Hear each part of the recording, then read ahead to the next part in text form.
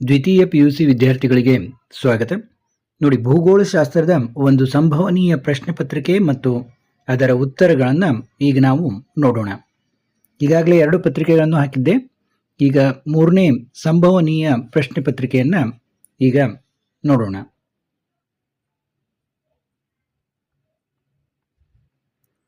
ನೋಡಿ, ಕೆಳಗಿನ ಬಹು ಆಯ್ಕೆ ಪ್ರಶ್ನೆಗಳಿಗೆ ಉತ್ತರಿಸಿ. ಆಂಥ್ರಪೋಜಿಯೋಗ್ರಫಿ ಎಂಬ ಗ್ರಂಥವನ್ನು ಬರೆದವರು. ನೋಡಿ, ಆಂಥ್ರಪೋಜಿಯೋಗ್ರಫಿ ಎಂಬ ಗ್ರಂಥವನ್ನು ಬರೆದವರು ಫ್ರೀಡ್ರಿಚ್ ರ್ಯಾಟ್ಜೆಲ್ ಅನ್ನೋರು ಈ ಗ್ರಂಥವನ್ನು ಬರೆದಿದ್ದಾರೆ. ಸರಿಯಾದ ಜೋಡಿಯನ್ನು ಗುರುತಿಸಿ. ನೋಡಿ, ABCD ಇದರಲ್ಲಿ ಸರಿಯಾದ ಜೋಡಿ ಯಾವುದು? ಸಿ, ತೃತೀಯ ಉದ್ಯೋಗ ವಿದ್ಯಾಭ್ಯಾಸ. ಇನ್ನು 2011ರ ಜನಗಣತಿ ಪ್ರಕಾರ ಭಾರತದ ಸರಾಸರಿ ಲಿಂಗಾನುಪಾತ. ನೋಡಿ, ಪ್ರತಿ 1000 ಪುರುಷರಿಗೆ 940 ಮಹಿಳೆಯರು. ಇದು 2011ರ ಜನಗಣತಿಯ ಪ್ರಕಾರ. ಬಹಳಷ್ಟು ಸಾರಿ ಕೇಳಿದ್ದಾರೆ ಇದನ್ನು. ಇನ್ನು ಪಟ್ಟಿ 1ರೊಂದಿಗೆ ಪಟ್ಟಿ 2 ಹೊಂದಿಸಿ ಬರೆಯಿರಿ ಅಂತ ಕೊಟ್ಟಿದ್ದಾರೆ. ಇಲ್ಲಿ ನೋಡಿ, ಇದು ಜೂಮಿಂಗ್, ಕೋಮನ್, ಪೋನಂ, ಪೋಡು ಅಂತ ಕೊಟ್ಟಿದ್ದಾರೆ. ಇಲ್ಲಿ ಯಾವುದು ಹೊಂದಿಕೆ ಆಗುತ್ತೆ ಅಂತ ಇಲ್ಲಿ ನಾವು ನೋಡೋಣ. ಜೂಮಿಂಗ್ ಅನ್ನೋದಕ್ಕೆ ಅಸ್ಸಾಂ, ಕೋಮನ್ ಅನ್ನೋದಕ್ಕೆ ಒಡಿಶಾ, ಪೋನಂ ಅನ್ನೋದಕ್ಕೆ ಕೇರಳ, ಪೋಡು ಆಂಧ್ರ ಪ್ರದೇಶ. ಈ ರೀತಿ ಹೊಂದಿಕೆ ಆಗ್ತದೆ. ಆ ಒಂದು ಸಂಕೇತಾಕ್ಷರ ಸಿ ಇದೆ ಅಲ್ಲಿ, ಅದು ಇದಾಗ್ತದೆ. ಇನ್ನು ಕೆಳಗಿನ ಹೇಳಿಕೆಗಳನ್ನು ಪರಿಗಣಿಸಿ ಸರಿಯಾದ ಆಯ್ಕೆಯನ್ನು ಆರಿಸಿ ಬರೆಯಿರಿ. ನೋಡಿ, ರಾಷ್ಟ್ರೀಯ ಹೆದ್ದಾರಿಗಳ ನಿರ್ಮಾಣ ಮತ್ತು ನಿರ್ವಹಣೆ ಕೇಂದ್ರ ಸರ್ಕಾರ ಜವಾಬ್ದಾರಿ. ಮುಂಬೈ ಭಾರತ ಅತಿ ದೊಡ್ಡ ಸ್ವಾಭಾವಿಕ ಬಂದರು. ಬೆಂಗಾಲ್ ಗೆಜೆಟ್ ಭಾರತ ಮೊದಲ ವೃತ್ತಪತ್ರಿಕೆಯಾಗಿದೆ. ಭಾರತ ಉಪಗ್ರಹ ಉಡಾವಣಾ ಕೇಂದ್ರವು ಆಂಧ್ರ ಪ್ರದೇಶದ ಶ್ರೀಹರಿಕೋಟಾದಲ್ಲಿದೆ. ನೋಡಿ, ಇಲ್ಲಿ ನಾವು ನೋಡೋ ಹಾಗೆ ಇಲ್ಲಿ ಎಲ್ಲವೂ ಸರಿ ಇದೆ. ರಾಷ್ಟ್ರೀಯ ಹೆದ್ದಾರಿಗಳ ನಿರ್ಮಾಣ ಮತ್ತು ನಿರ್ವಹಣೆ ಕೇಂದ್ರ ಸರ್ಕಾರ ಜವಾಬ್ದಾರಿ. ಮುಂಬೈ ಭಾರತ ಅತಿ ದೊಡ್ಡ ಸ್ವಾಭಾವಿಕ ಬಂದರು. ಬೆಂಗಾಲ್ ಗೆಜೆಟ್ ಭಾರತ ಮೊದಲ ವೃತ್ತಪತ್ರಿಕೆಯಾಗಿದೆ. ನೋಡಿ, ಎಲ್ಲ ಇಂಪಾರ್ಟೆಂಟ್ ಪಾಯಿಂಟ್ಸ್ ಇದಾವೆ, ಎಲ್ಲ ನೆನ್ಪಿಟ್ಕೋಬೇಕು ನೀವು. ಎಲ್ಲವೂ ಸರಿಯಾಗಿದ್ದಾವೆ. ಅದಕ್ಕೆ 1, 2, 3, 4 ಎಲ್ಲ ಸರಿ ಇದೆ. ಬಿ ಆಪ್ಷನ್ ಕೊಟ್ಟಿದ್ದಾರೆ ಅಲ್ಲಿ, ಅದು ಸರಿಯಾಗಿದೆ. ಇನ್ನು ಆವರಣದಲ್ಲಿ ನೀಡಿರುವ ಸೂಕ್ತವಾದ ಪದವನ್ನು ಆರಿಸಿ ಬಿಟ್ಟ ಸ್ಥಳಗಳನ್ನು ತುಂಬಿರಿ. ನವೀಕರಿಸಿದ ಪರಿಸರ ಪ್ರಭುತ್ವವಾದ ಪರಿಕಲ್ಪನೆಯನ್ನು ಪರಿಚಯಿಸಿದವರು ಯಾರು? ಪರಿಚಯಿಸಿದರು ಗ್ರಿಫಿತ್ ಟೈಲರ್ ಅನ್ನವರು ಇದನ್ನು ಪರಿಚಯಿಸಿದರು. ಏಷ್ಯಾದ ಸಮಶೀತೋಷ್ಣ ವಲಯದ ಹುಲ್ಲುಗಾವಲನ್ನು ಏನಂತ ಕರಿತೀವಿ? ಸ್ಟೆಪಿಸ್. 7ನೇದೇನು? ಸ್ಟೆಪಿಸ್. ಇನ್ನು 8ನೇದು, ವಿಶ್ವದಲ್ಲಿ ಅತಿ ಹೆಚ್ಚು ದಟ್ಟವಾದ ಹಡಗು ಸಂಚಾರ ಕಾಲುವೆಯಾಗಿದೆ. ಯಾವುದು? ಪನಾಮಾ ಕಾಲುವೆ. 8ನೇದು ಪನಾಮಾ ಕಾಲುವೆ.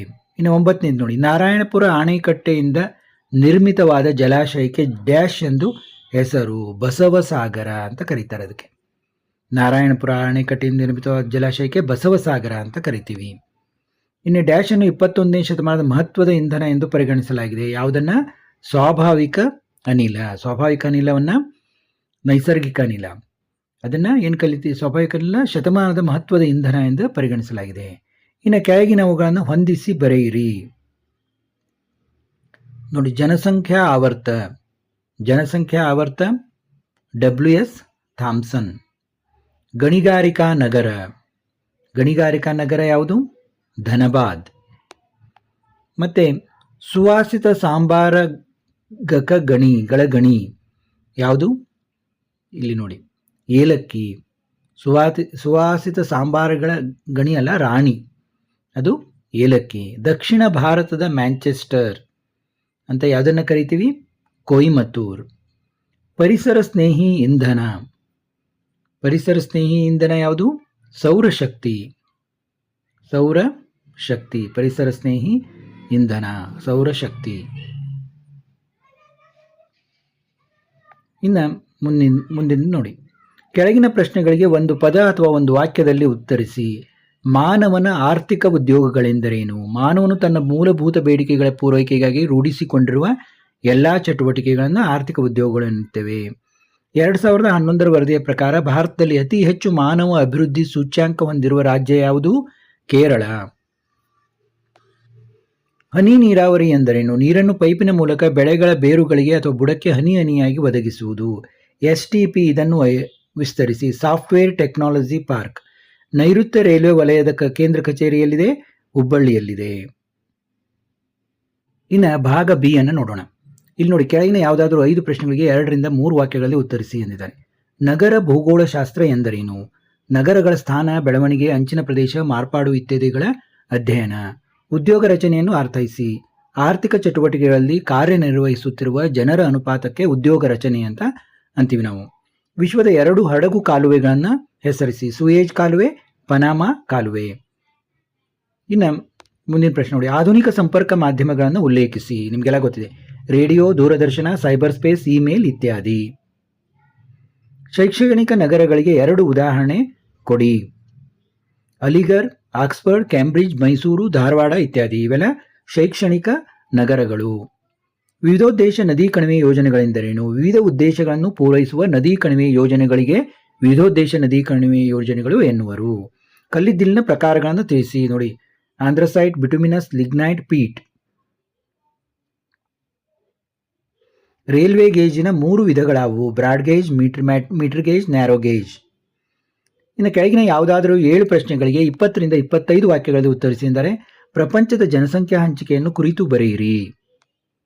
ನೋಡಿ, ಪ್ರತಿ ಚದುರ ಕಿಲೋಮೀಟರ್ ಪ್ರದೇಶದಲ್ಲಿ ವಾಸಿಸುವ ಒಟ್ಟು ಜನರ ಸರಾಸರಿ ಹಂಚಿಕೆ, ಇದಕ್ಕೆ ಜನಸಂಖ್ಯಾ ಹಂಚಿಕೆ ಅಂತೀವಿ. ಇಲ್ಲೇನಿದೆ, ಅಧಿಕ ಜನಸಾಂದ್ರತಾ ವಲಯ, ಮಧ್ಯಮ ಜನಸಾಂದ್ರತಾ ವಲಯ, ಕಡಿಮೆ ಜನಸಾಂದ್ರತಾ ವಲಯ ಅಂತ ನಾವು ವಿಭಾಗಿಸ್ಬೋದು. ಇವುಗಳನ್ನು ನಾವು ಇದನ್ನು ಮಾಡಿ ಸ್ವಲ್ಪ ವಿವರಣೆಯನ್ನು ಬರೀಬೇಕಾಗ್ತದೆ. ಇವೆಲ್ಲ ವಿವರಣೆ ಬರೆದ್ರೆ ನಿಮಗೆ 5 ಅಂಕಗಳು ದೊರೀತವೆ.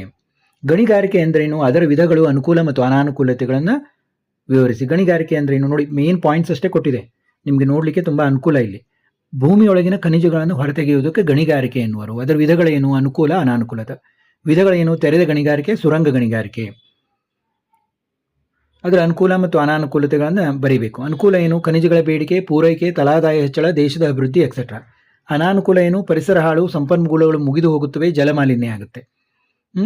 ಇವನ್ನ ಅನುಕೂಲ ಅನಾನುಕೂಲ ಬರೆದ್ರೆ ನಿಮ್ಗೆ 3 ಅಂಕ.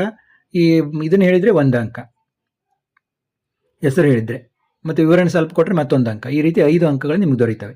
ಇನ್ನು ಭಾರತದ ಜನಸಂಖ್ಯೆ ಅಸಮತೋಲನ ಹಂಚಿಕೆ ಮೇಲೆ ಪ್ರಭಾವ ಬೀರುವ ಅಂಶಗಳನ್ನು ಕುರಿತು ಬರೆಯಿರಿ.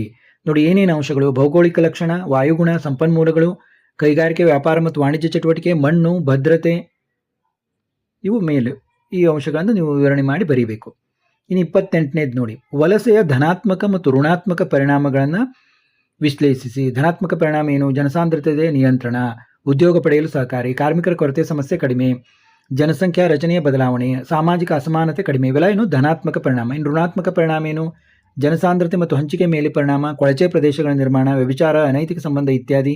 ಸಾಮಾಜಿಕ ಸಮಸ್ಯೆಗಳ ಕಾರಣ, ಮೂಲಭೂತ ಸೌಕರ್ಯಗಳ ಮೇಲೆ ಒತ್ತಡ, ಜನಾಂಗ, ಧರ್ಮ, ಭಾಷಾ ಸಮಸ್ಯೆಗಳಿಗೆ ಕಾರಣ, ಸ್ಥಳೀಯ ಜನರ ಉದ್ಯೋಗ ಅವಕಾಶಗಳ ಮೇಲೆ ಪರಿಣಾಮ. ಇದೆಲ್ಲೇನು?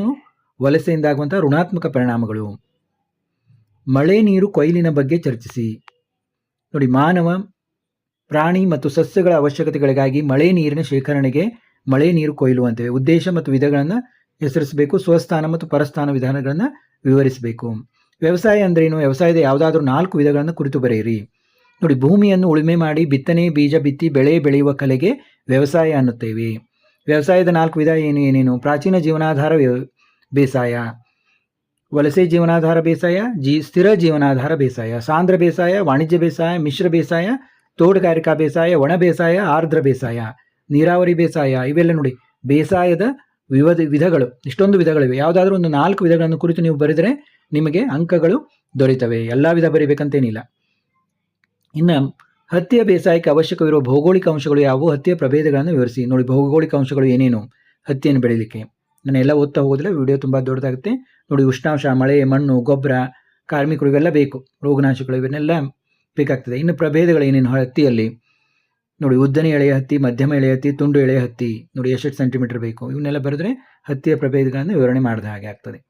ಇನ್ನು ಭಾರತದಲ್ಲಿ ಕಬ್ಬಿಣದ ಅದಿರಿನ ಹಂಚಿಕೆ ಮತ್ತು ಉತ್ಪಾದನೆ ಬಗ್ಗೆ ವಿವರಿಸಿ. ನೋಡಿ, ಭಾರತದಲ್ಲಿ ಕಬ್ಬಿಣದ ಅದಿರಿನ ಹಂಚಿಕೆ ಮತ್ತು ಉತ್ಪಾದನೆ, ಭಾರತ ಪ್ರಪಂಚದಲ್ಲಿ 4ನೇ ಸ್ಥಾನದಲ್ಲಿ ಇದೆ.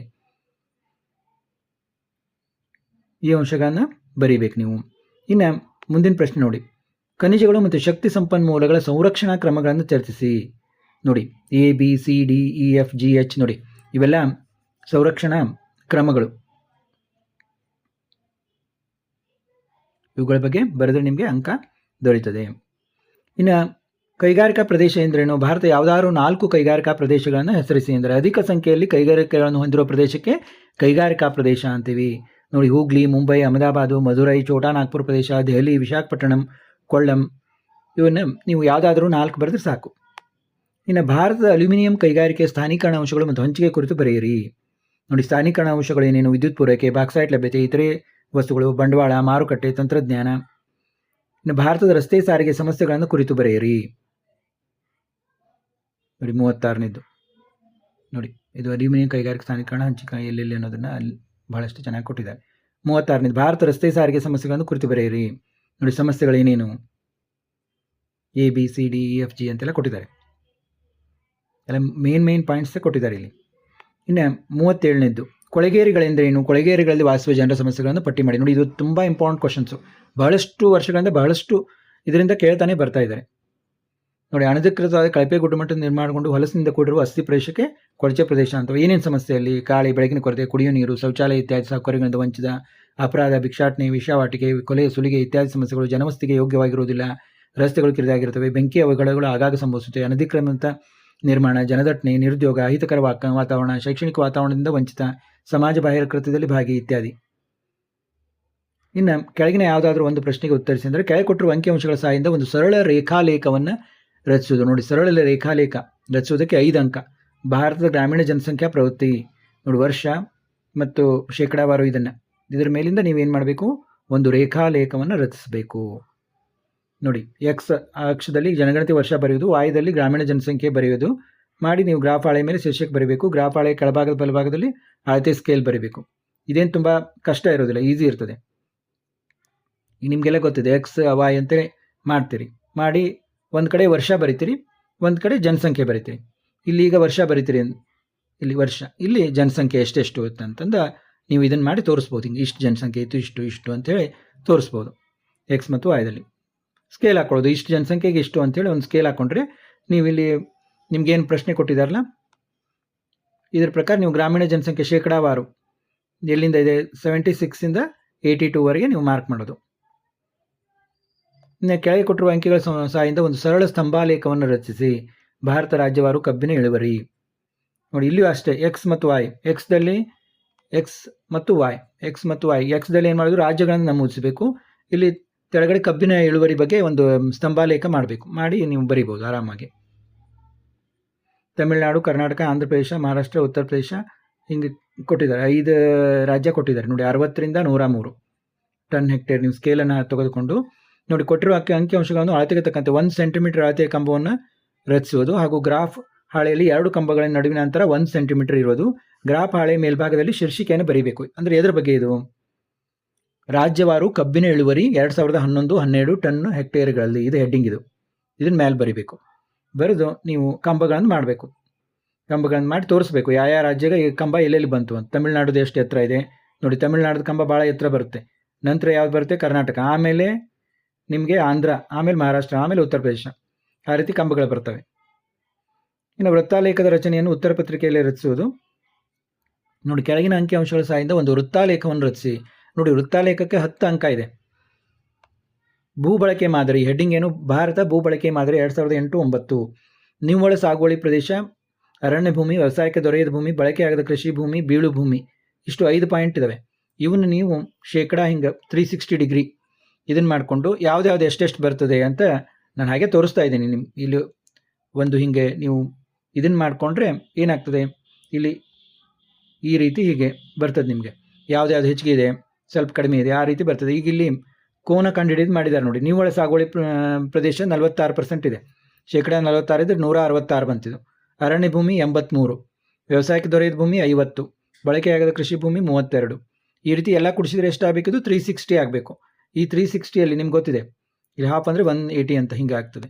ಟೋಟಲ್ ಇದಂದರೆ 360. ಇದರಲ್ಲಿ ನಿಮಗೆ ನೋಡಿ ದೊಡ್ಡದು ಯಾವ್ದು ಬರ್ತದೆ? ನಿವ್ವಳ ಸಾಗುವಳಿ ಪ್ರದೇಶ. ಇದು ಆಲ್ಮೋಸ್ಟ್ ನಿವ್ವಳ ಸಾಗುವಳಿ ಪ್ರದೇಶನೇ ಎಷ್ಟು ಬರುತ್ತೆ? 166 ಡಿಗ್ರಿ ಬರುತ್ತೆ. ಆಮೇಲೆ 83, 50, 32, 29. ನೋಡಿ, 29 ಅಂದರೆ ಅಗದಿ ಸಣ್ಣದು ಬರುತ್ತೆ ಅದು. ಈ ರೀತಿ ನೀವು ಹೀಗೆ ಬರ್ತವೆ. ಇದನ್ನು ಮಾಡಿಕೊಂಡು ಬರೆದರೆ ನಿಮಗೆ ನೋಡಿ, ಕೋನವನ್ನು ಪಡೆದ ನಂತರ 5 ಸೆಂಟಿಮೀಟರ್ ಅಳತೆಯ ಒಂದು ವೃತ್ತವನ್ನು ರಚಿಸುವುದು. ನೋಡಿ, ರೇಡಿಯಸ್ 5 ಸೆಂಟಿಮೀಟರ್ ತೆಗೆದುಕೊಂಡು ವೃತ್ತ ರಚಿಸಬೇಕು. ಅದರಲ್ಲಿ ಕೋನಗಳಿಗೆ ಅನುಗುಣವಾಗಿ ವೃತ್ತವನ್ನು ವಿಧಿಸುವುದು. ಹಾಳೆ ಮೇಲ್ಭಾಗದಲ್ಲಿ ಶೀರ್ಷಿಕೆ ಬರೆಯಬೇಕು. ಶೀರ್ಷಿಕೆ ನಾನು ಈಗಾಗಲೇ ಹೇಳಿದೆ, ಏನು, ಭಾರತ ಬಹುಬಳಕೆ ಮಾದರಿ, ಇದೆ ಶೀರ್ಷಿಕೆ. ಹಾಳೆ ಕೆಳಭಾಗದ ಬಲದಲ್ಲಿ ವಿವಿಧ ವಿನ್ಯಾಸಗೊಂಡ ಸೂಚಿ ನೀಡುವುದು. ಅವನು ಸ್ವಲ್ಪ ಶೇಡಿಂಗ್ ಮಾಡಿದರೂ ಬರ್ತದೆ. ನೀವು ಶೇಡಿಂಗ್ ಮಾಡಿ ಕೊಟ್ಟರೆ ನಿಮಗೆ ಆರಾಮಾಗಿ ಅಂಕಗಳು ದೊರೆಯುತ್ತವೆ. ನೋಡಿ, ಇಲ್ಲಿವರೆಗೆ ನಾವು ಒಂದು ಸಂಭವನೀಯ ಪ್ರಶ್ನೆ ಪತ್ರಿಕೆ ಅಂತ ನೋಡಿದೆವು. ಕಮೆಂಟ್ನಲ್ಲಿ ತಿಳಿಸಿ ನಿಮಗೆ ಹೇಗೆ ಅನಿಸ್ತಂತ. ಮತ್ತೆ ಭೇಟಿಯಾಗೋಣ.